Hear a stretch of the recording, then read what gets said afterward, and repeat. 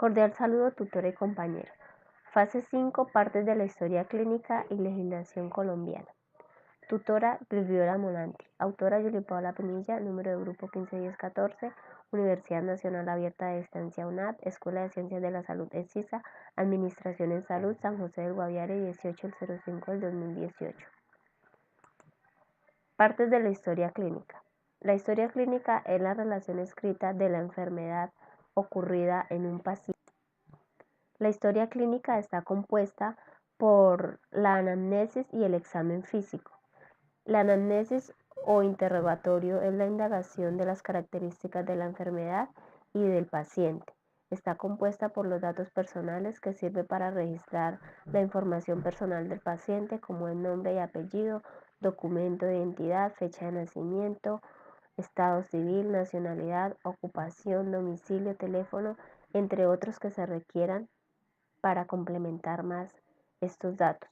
Motivo de consulta son las palabras textuales de lo que refiere el paciente que tiene como finalidad dar orientación hacia el aparato o sistema afectado.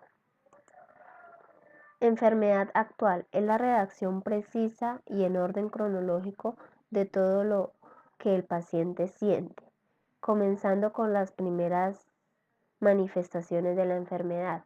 Para esto el médico realiza algunas preguntas precisas para asimismo poder lograr registrar la información para identificar la enfermedad actual.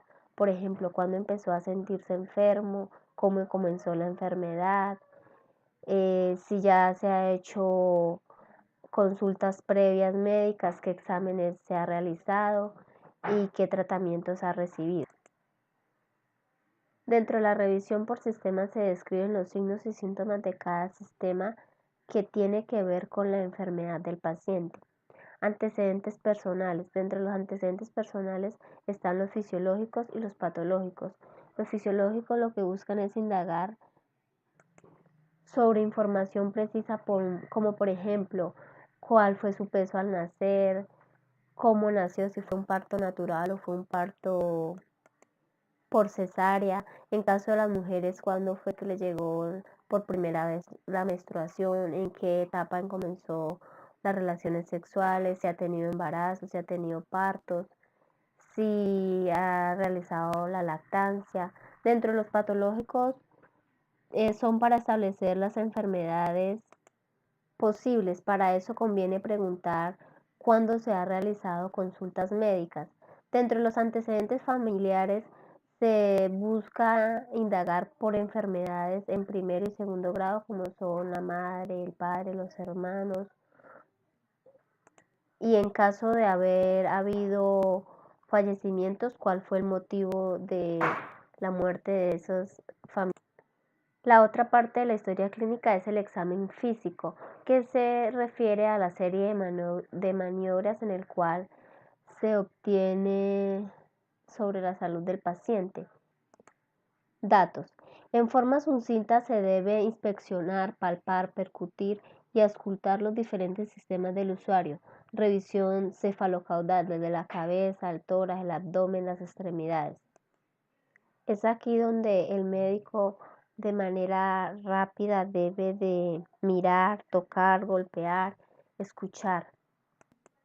Luego el médico procede a revisar los signos vitales como son la tensión arterial, la frecuencia cardíaca, la frecuencia respiratoria, la temperatura, el peso, la talla y el índice de masa.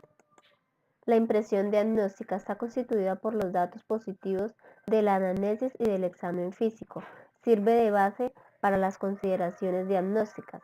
Las consideraciones diagnósticas resumen la habilidad del médico para un anamnesis y examen físico adecuado y así poder plasmar una o más diagnósticos preventivos. Tratamiento o plan. Realiza la prescripción de medicamentos y o ayudas diagnósticas necesarias. Dentro del análisis, es la interpretación de todos los datos adquiridos durante el diligenciamiento de la historia clínica. La epicrisis es el resumen de la atención realizada al paciente. Dentro de la legislación colombiana de la historia clínica encontramos en la Constitución Política, en el artículo 15, que se establece que todas las personas tienen derecho a su intimidad personal y familiar y a su buen nombre y el Estado debe respetarlos y hacerlos respetar.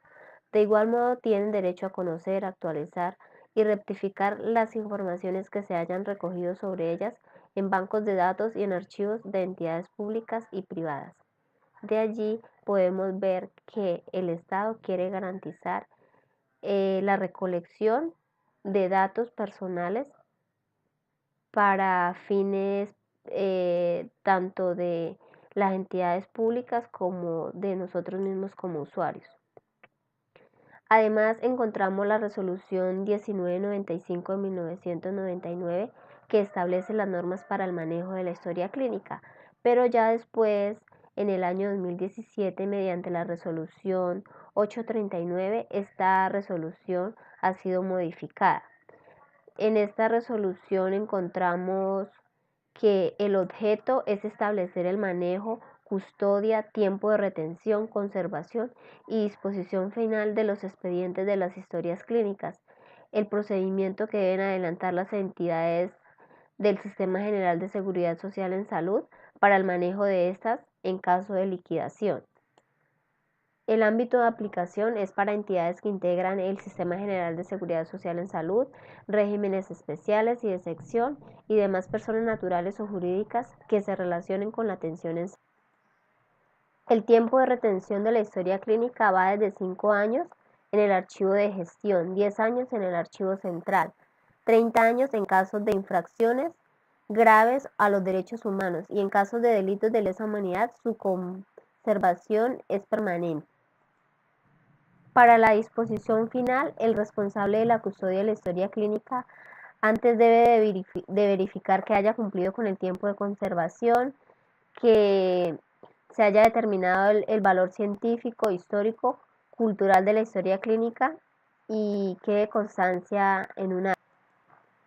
Para el procedimiento de eliminación es según el tipo de entidad, si son públicas o privadas, si son profesionales independientes o en caso de entidades en liquidación o a liquidar. Entonces debemos de verificar cómo se debe hacer el procedimiento de eliminación según el tipo de entidad en el que estemos laborando. También podemos evidenciar las referencias bibliográficas de donde saqué la información. No siendo más, le doy muchas gracias por su atención.